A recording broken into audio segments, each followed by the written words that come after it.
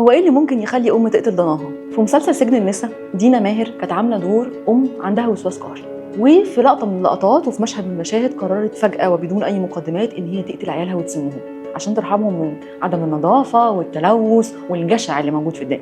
وفي مسلسل تحت السيطره نيلي كريم كانت عامله دور مدمنه، وكانت جميله عوض برضه عامله دور مدمنه مستجده شويتين، حملت من حبيبها والطفل مات بسبب ادمانها. في فيلم اسف عن الازعاج كان احمد حلمي مريض فصام، وكان الفيلم بيحاول يوصل لنا ان مريض الفصام ده بيوصل له حاجات من الهلاوس وحاجات من الضلالات، يعني حاجات محدش بيشوفها غيره ولا بيسمعها غيره، وحاجات هو بس اللي معتقد فيها، وده كان بيظهر في شكل كويس شويتين. وفي الحقيقه ان مرض الفصام مش بيتكلم او مش بيكون بالشكل ده، يعني مريض الفصام مش بيكون عنده ناس زي حبيبه احمد حلمي ولا زي ابوه اللي كانوا بيدعموه ويشجعوه ويخلوه يشوف الدنيا بشكل مختلف، لا ده بيبقى زي السايس وزي عامل القهوه وزي الشخص اللي كان بيكلمه طول الوقت في التليفون. في مسلسل ليه لأ الجزء الثاني سارة عبد الرحمن كانت عامله دور مكتئبه، وجالها اكتئاب بعد الحمل لدرجه ان هي ما كانتش قادره ان هي تراعي بنتها، وبنتها راحت لابوها وقعدت معاها سنين طويله قوي لان هي ما كانتش قادره تاخد بالها منها. ايه بقى اللي ممكن يخلي تقتل ضناها؟ الوسواس، الاكتئاب، ولا الادمان، ولا الفصام؟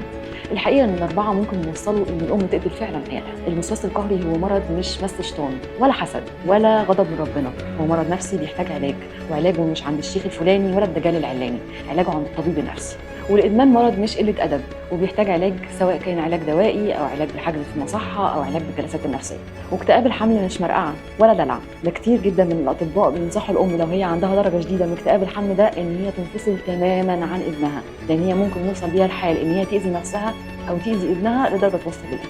والفصام مش جنان ولا سحر اسود، الفصام ده مرض عقلي بيحتاج علاج نفسي وعلاج بالدواء لمده طويله قوي، وبناء عليه احنا بنحتاج ان احنا نروح لدكاتره متخصصين نعالج عندهم كل الاضطرابات دي، عشان الاضطرابات النفسيه لما بتتعالجش بنكتم على وجودها ونشوف ان هي مش منتشره بشكل كبير، ده بيوصل ان هي تسبب مشاكل لاصحابها والمحيطين بيهم.